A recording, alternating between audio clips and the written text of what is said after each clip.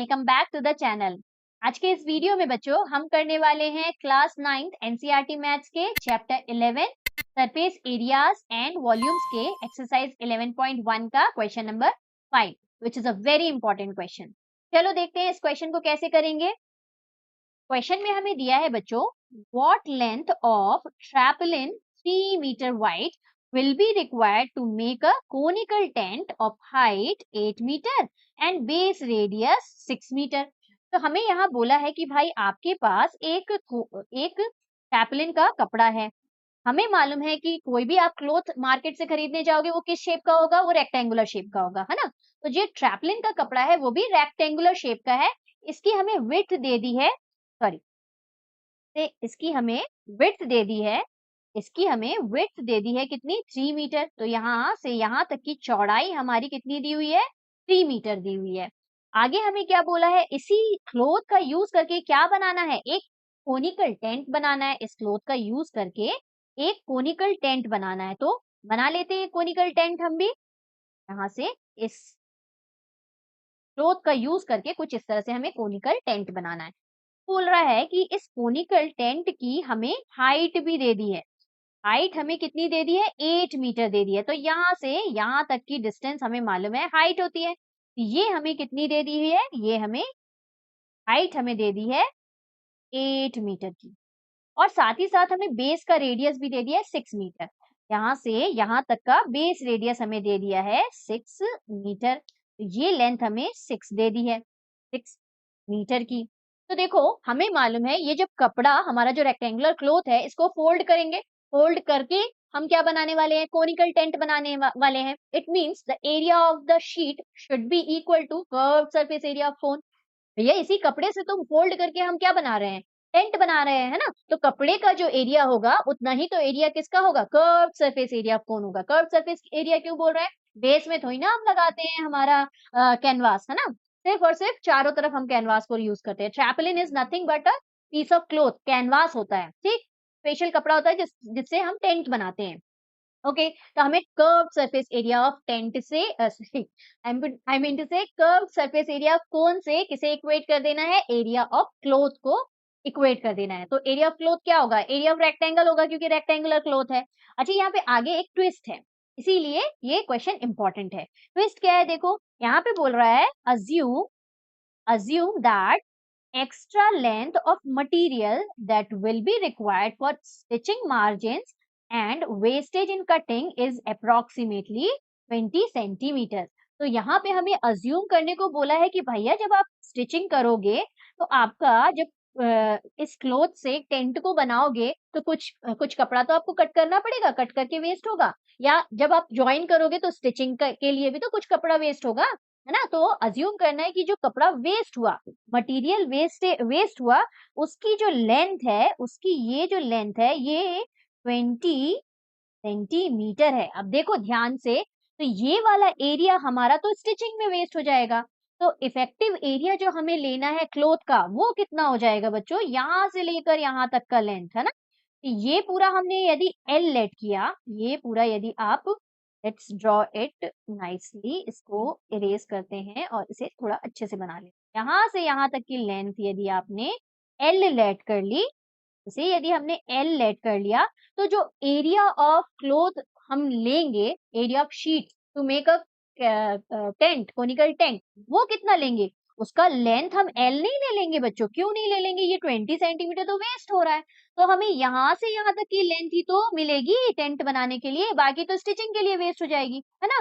तो पूरी लेंथ यदि एल है तो यहाँ से यहाँ तक की लेंथ कितनी हो जाएगी, 20 को माइनस करेंगे। यहाँ अगेन एक ट्विस्ट है, तो देखो लेंथ ऑफ मटेरियल वेस्टेज हमारा सेंटीमीटर में दिया हुआ है, बाकी सारी यूनिट हमारी मीटर में दी हुई है, लेकिन ये 20 सेंटीमीटर हमें देखो सेंटीमीटर में दे दिया है। सारी यूनिट सेम होनी जरूरी है।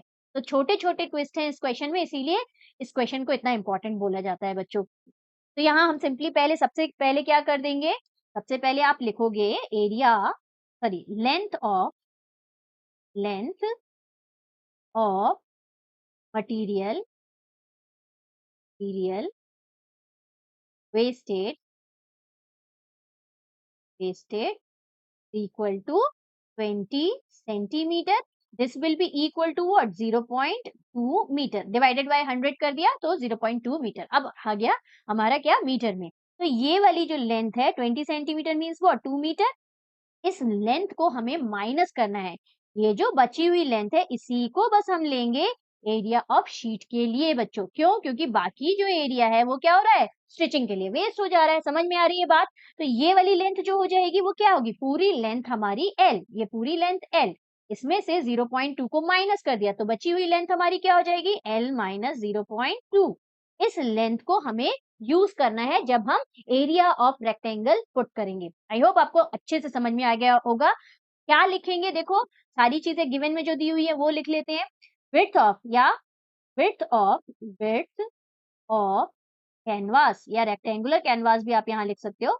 ये हमें दिया हुआ है इसे हम बी से डिनोट करते हैं। लेंथ को हम एल से डिनोट करते हैं इसे हम बी से डिनोट करते हैं। ये हमें 3 मीटर वाइड दिया है और कोन का भी सब चीज दिया है। सारे डायमेंशन हमको दे दिए हैं। हाइट ऑफ कोन कितनी दी हुई है हाइट ये हमें 8 सॉरी यहाँ पे h लिखना था मुझे। ये हमें h से डिनोट करते हैं और ये हमें दी हुई है 8 मीटर। अब देखो बेस का रेडियस भी दिया हुआ है। रेडियस r से डिनोट करते हैं ये हमें दिया हुआ है 6 मीटर। अब हमारा कर्व सरफेस एरिया ऑफ कोन निकालना है। अभी मैंने समझाया क्यों निकालना है। ये होता है हमारा पाई आर एल। तो देखो ध्यान से एल नहीं दिया हुआ है। अगेन एक और ट्विस्ट एल यहाँ पे हमें निकालना पड़ेगा और आपको मालूम होना चाहिए हमने डिस्कस कर चुका है कि स्लैंट हाइट का फॉर्मूला क्या होता है L square is equal to H square plus R square. कुछ नहीं पाइथागोरस थ्योरम लगाया जाता है बच्चों। ये हमारी हाइट होती है ये हमारी एल होती है ये हमारा रेडियस होता है। तो आप ध्यान से देखो ये रेक्टेंगल बन गया और रेक्टेंगल में हमें मालूम है कि हाइपोटेन्यूज का square means L square is equal to H square plus R square होता है। तो यहाँ पे सिर्फ और सिर्फ पाइथागोरस थ्योरम का यूज करना है हमें। चलो एल की वैल्यू पहले फाइंड आउट कर लेते हैं।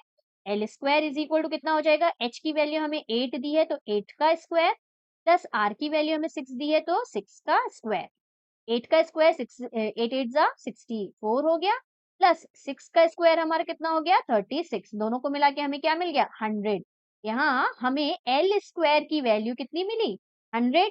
तो एल की वैल्यू क्या हो जाएगी root over 100 this is equal to 10। तो एल की वैल्यू हमें क्या मिल गई मीटर में एल की वैल्यू हमें 10 मीटर मिल गई।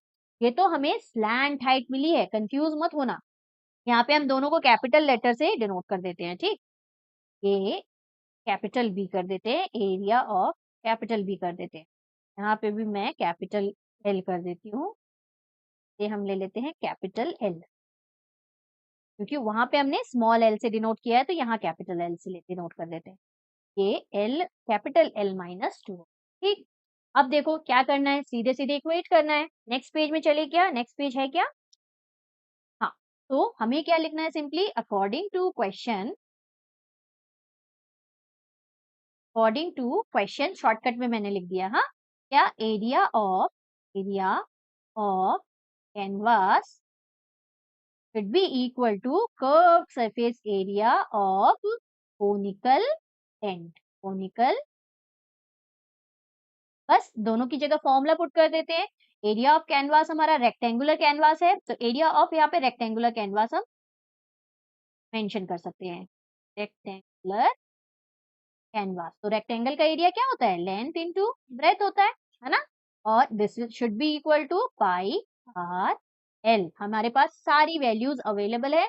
जल्दी से सारी वैल्यूज लगा देते हैं। एल की जगह आपको क्या लिखना है आपको मालूम है एल की जगह हमें एल माइनस 0.2 लिखना है क्योंकि हमें effective length of the cloth चाहिए है ना। और ब्रेथ हमें दिया हुआ है 3 पीछे देखो ब्रेथ ऑलरेडी हमें दी हुई है।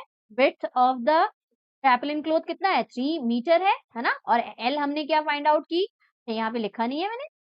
चलो लिखना जरूरी है बच्चों। तो यहाँ पे क्या हो जाएगा अकॉर्डिंग टू क्वेश्चन हमें क्या दिया हुआ है area of rectangular canvas should be equal to what area of conical tent ठीक। अब देखो यहाँ पे एरिया ऑफ रेक्टेंगुलर कैनवास जब हम लेंगे तो अभी मैंने बताया आपको इफेक्टिव लेंथ लेनी है। इफेक्टिव लेंथ कितनी होगी हमने यहाँ पे देखा था कि ये जो क्लोथ है इसमें इतना एरिया आपका, इतना एरिया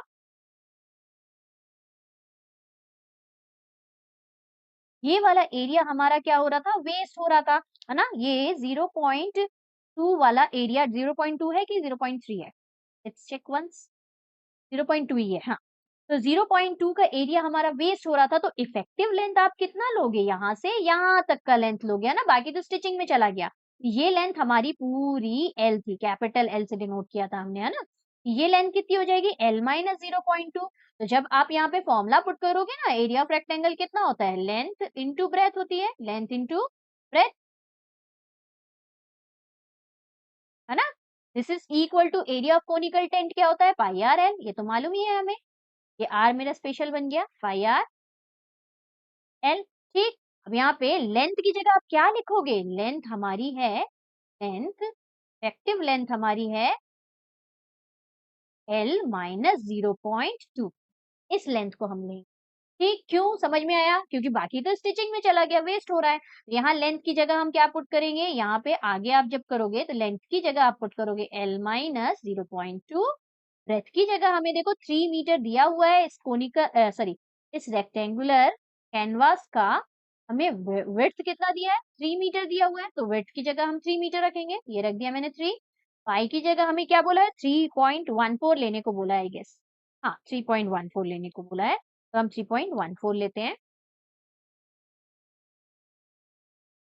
3.14, आर की वैल्यू हमें कितनी दी हुई है, देखें, आर की वैल्यू हमारे पास है, रेडियस हमारी 6 है, हाइट हमारी 8 है, तो रेडियस की जगह हम 6 ले लेंगे, हाइट की जगह हमने एल निकाला, 10 आया था, तो एल की जगह हम 10 लेंगे। देखो, पीछे हमने स्लैंट हाइट निकाली, 10 आई थी, तो यहाँ पे एल लेना है तो 10 ले लेंगे। हम इसको सॉल्व कर देते हैं, तो क्या हो जाएगा, देखो, सबसे पहले मैं 3 यहाँ पे मल्टीप्लाई में है ना, इसको ले जाके डिवाइड कर देते हैं, तो इस तरह से करेंगे तो ज्यादा ईजी होता है।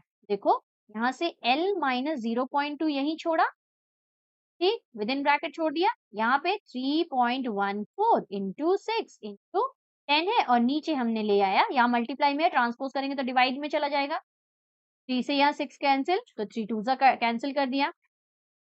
फर्दर आप इन सबको सॉल्व करोगे, मल्टीप्लाई करना ही पड़ेगा, तो 2 से आप 3.14 को मल्टीप्लाई करोगे तो कितना मिल जाएगा आपको, 6.28 मिल जाएगा कि नहीं, 2 से मल्टीप्लाई करना तो इजीएस्ट है, और यहाँ पे मल्टीप्लाइड बाय 10 है, तो लिख दिया, ये आ क्या रहा है हमारा, एल माइनस 0.2 आ रहा है, हाँ याद रखना। तो यहाँ पे L minus 0.2 is equal to 10 से मल्टीप्लाई किया तो 62.8 आ जाएगा। 0.2 को ट्रांसपोज करते हैं तो यहाँ पे माइनस में है, तो ट्रांसपोज करके क्या हो जाएगा, प्लस हो जाएगा। L इज इक्वल टू आपको क्या मिल जाएगा, 62.8 प्लस 0.2, दोनों को ऐड करेंगे, L इज इक्वल टू हमें क्या मिल रहा है, देखो 63 मिल रहा है, और क्योंकि ये मीटर में है पूरा क्वेश्चन, तो 63 metre, the actual length of canvas will be 63 metre. ठीक, यहाँ से एक्चुअल लेंथ मिली, क्योंकि L ही हमने एक्चुअल लेंथ दी हुई थी। और आपको क्वेश्चन में क्या पूछा था, देखो यहाँ पे हमें पूछा था व्हाट लेंथ ऑफ ट्रैपलिन, तो ट्रैपलिन की कितनी लेंथ लेंगे, हमें एक्चुअल लेंथ ही निकालने को बोली थी, तो this will be your final answer. Okay, length of tarpaulin required will be 63 metre, तरह से हम आई होप आपको ये क्वेश्चन अच्छे से समझ में आ गया होगा बच्चों। यदि अच्छे से समझ में आया तो लाइक जरूर करना, चैनल को सब्सक्राइब यदि नहीं किया है तो सब्सक्राइब जल्दी से कर दो, क्योंकि इसी तरह के वीडियोस आपको आगे भी मिलने वाले हैं बच्चों। चलो, कीप प्रैक्टिसिंग मैथ्स, मिलते हैं एक नए वीडियो में, एक नया क्वेश्चन करेंगे, till then keep practising, take care, bye bye.